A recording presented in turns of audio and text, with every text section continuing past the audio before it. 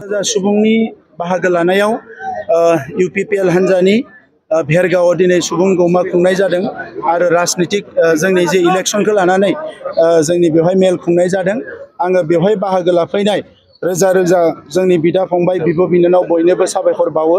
UPPL हान्जाखौ मोजां मोनग्रा साफ्रोमबो रायजो राजानो आं साबायखर बावो आरो दिनैनि बे सुबुं गौमायानो फोरमान खालामनानै होबाय जे भेरगावआव UPPL हान्जाया बेसेबां गोहोगोरा आरो मोनबा समस्तियावबो जे UPPL हान्जाया देरहागोन दिनैनि सुबुं गौमायानो फोरमान खालामनानै होदों। आरो बड'लेण्डनि जि 40टा समस्ति दङ बे 40टा समस्तियाव ओरैबायदि मोनसेबो समस्ति गैया जेरावनोखि UPPL नि फेमिलिया 7000 गैया। 7000 फेमिलि थानाय माने 21000 भट मोननाय।